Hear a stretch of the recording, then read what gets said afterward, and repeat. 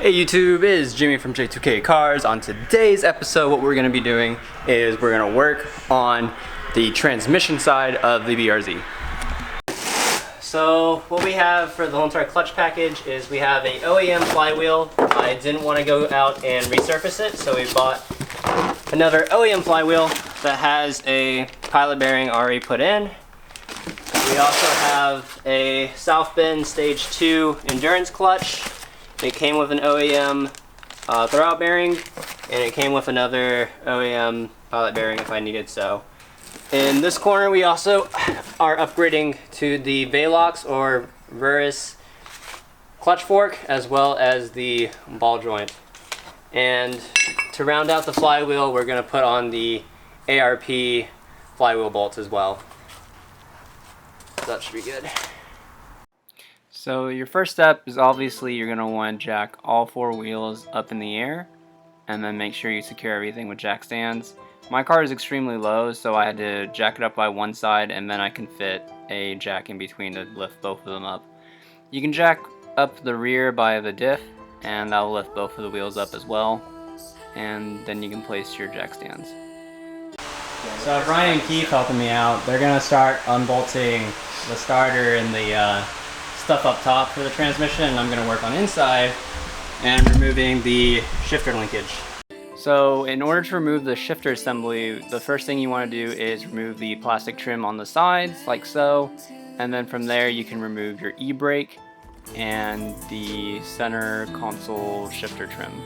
You will want to unplug your wiring for your traction control, and you need to make sure that your shift knob is also removed in order to take off that trim piece. So there's going to be a total of 6 bolts that we're going to be removing. 2 of them are going to be flathead. These right here you can remove with, I believe it's a 10mm or 12, and they're located underneath the cup holder. There's one underneath the shifter trim, and then the other one's hidden underneath your push start area or the USB section. So to get to the USB section, you want to stick your hand underneath it to unbolt it, and then if you have a push start like mine, you can actually just pull, and then there's going to be a harness that you can just unplug, and that whole entire assembly comes out, and those reveal the 2 Phillips that need to be removed as well.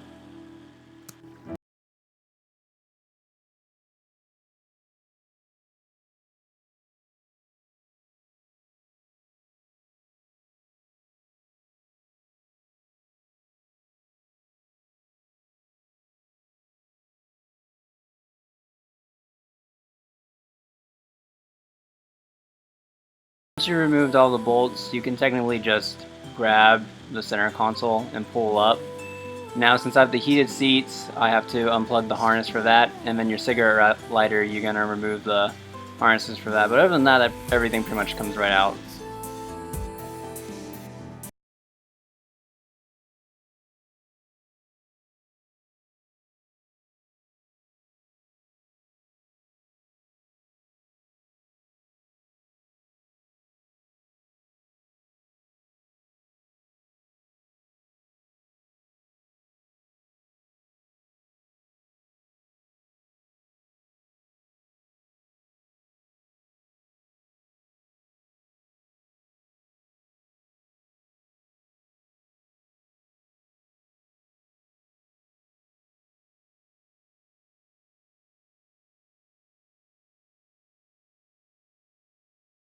Go underneath the car. I was having a little bit of trouble because there's this little plastic boot that covers it for any sort of dust.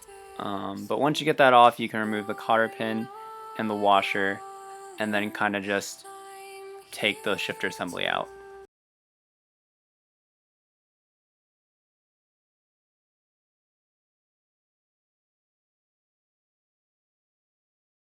Yeah, so I wiggled it and it came off. So yeah, shifter's down. We need to remove the shifter column later for the IRP short shifter. Let's go underneath the car and help everyone out. So at this point, what we're doing is we're taking off the front pipe in order to get clearance, so that way we can drop the drive shaft and the transmission at the same time. To remove the front pipe, you get the clearance that you need. So we're going to go to the diff and remove the bolts that hold the drive shaft to the diff. And once that has been removed, then we can go towards the, I guess, the cross member for the drive shaft and remove that to drop it.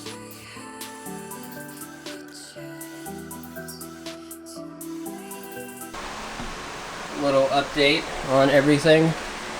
We got everything mostly unplugged. We're gonna disconnect these two bolts right here that hold the clutch sleeve to the transmission. And then we're gonna jack up the engine just a slight bit by the oil pan, have the headers on the impact under the jack.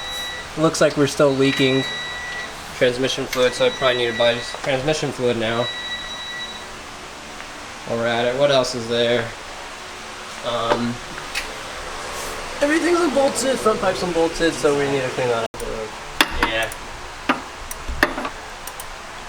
So we got most of the bolts off on the passenger side, working the rest of the bolts on the driver's side. Then we gotta remove the cross member, and then the transmission can finally come down.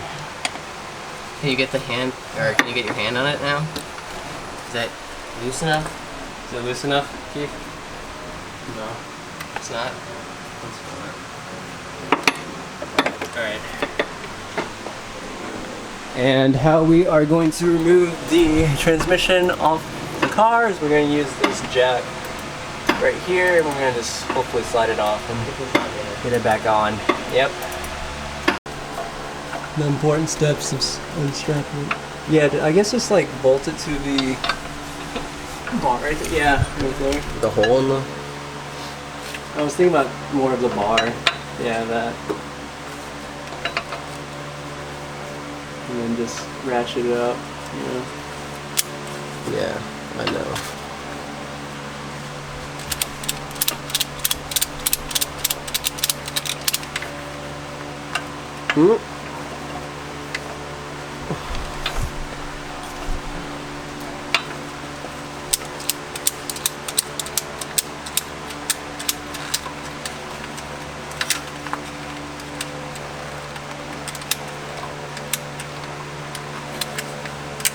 I don't know, do you think... Yeah, I guess I'll look for a pan or something. Something clean to put the rest of the transmission fluid in, but I don't have the right tools for it. Okay, that's pretty tight. Channel 5. So sit rep, things got a little bit messy. Probably should have drained it right before we started, but it's alright. We're learning.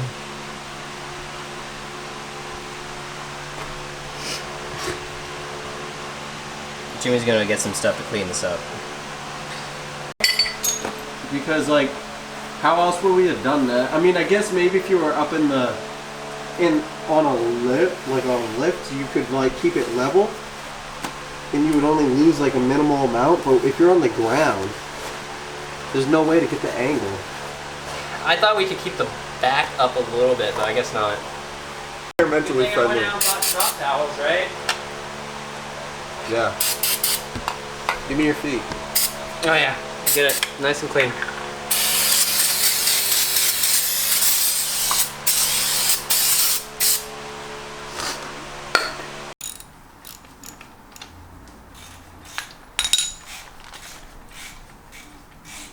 Oh, so let's compare old to new. Right here.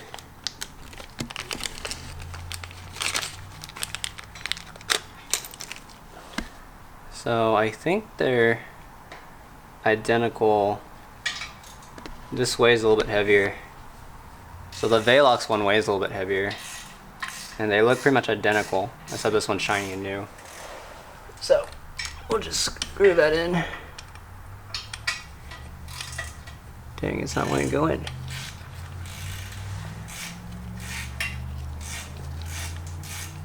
Okay.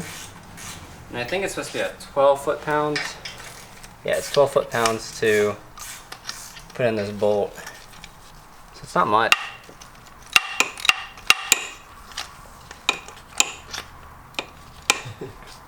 Oh my god, there's so much grease. You good?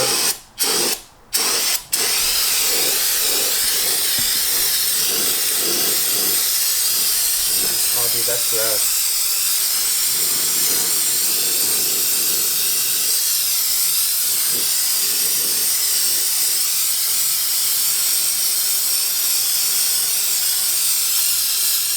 Oh look, dude, that's gross. There's like some grease right there. Oh, and it come down. Ugh. Yeah, so that looks right. I just need to grease these areas a little bit. And then grease, I think, the inside of this just slightly. And then you can go back in and, yeah, do its thing. Came off again. Why is it doing that? It's like it doesn't want to go in all the way.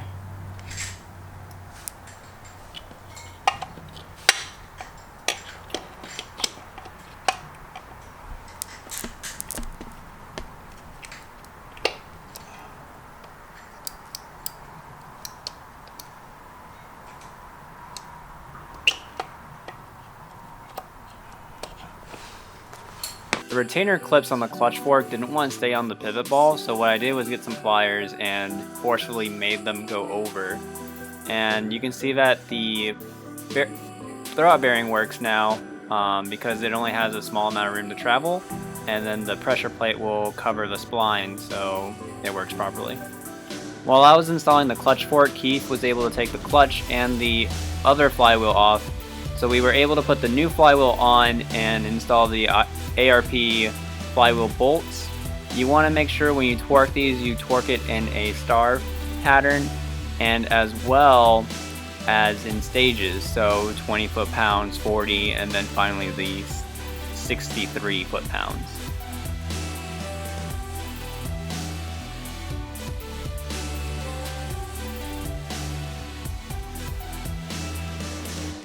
Installing the clutch with the alignment tool is pretty easy. It just goes basically where the pilot bearing is, and then from there the alignment tool doesn't go all the way in. You want to make sure that the organic side is facing towards the transmission and not the flywheel as well.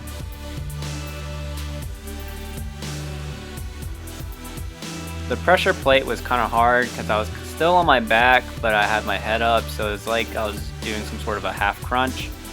But you want to make sure you align it properly. It took me a while to get it aligned, and then after that you can get like a mallet and kind of just, you know, hammer the sides in so that way it's flush.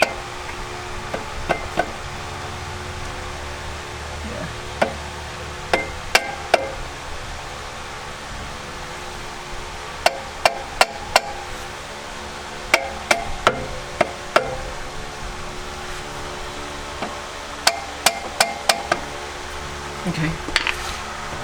So with my good friend Keith, we managed to put the pressure plate on with the clutch. It's all aligned. We took it off. He managed to torque it down while I held it in place with my bare hands to stop it from spinning. And it's torqued to 25 foot-pounds on the pressure plate, and then the flywheel bolts itself is 63 foot-pounds. All that's left is to put the transmission back into the drive tunnel, as you see down over here. And then bolt the axle in, and then if you look up here you can see inside my car. Isn't that cool? I do apologize that I was unable to film us mating the transmission back to the engine. It took all three of us to make sure how far the gap was. Keith was making sure in the front that it was lining up properly. I was in the back supporting the rear so that way fluid didn't drop on us, as well as having the drive shaft in between my crotch, holding it up, and then making sure that the drive shaft didn't fall out, and then also spinning the drive shaft as we took the engine off to get the input shaft aligned with the clutch itself, so that way everything mated properly. It took about 20 minutes once we did that process itself, and it mated flush. Next thing you're going to do after you get that done is you're going to put your cross member back in, and you're going to torque it to factory spec. I believe I torqued it to about 36 foot-pounds, roughly. So after you get the drive shaft and torque that to spec, next thing you're going to do is just get the front pipe and install that. And once you're done with that, you basically put your shifter back in, reverse order, and put all your interior back in, and then you're pretty much good to go. So I was editing the video and I noticed that I forgot to film an outro. But just so overview of everything. The whole entire install took about 8 hours with about half an hour of like a lunch break. And then we ran to the store and also changed out the transmission fluid because a lot of it fell on the ground. If you're going to do this yourself, I do recommend draining the transmission fluid first and buying new fluid. I was trying to cheap out and try to keep the fluid I had in the car, because at I think 11,000, like under 11,000 miles, I changed it to Motul 7590 synthetic, and then when we did the transmission swap, it leaked out of the rear seal with that connects to the drive shaft. So pretty much about a quart was on the ground basically. So definitely drain out your transmission fluid. I recommend not to do this yourself if it's your first time, and if you don't have a lift and you're doing it on jack stands like I was.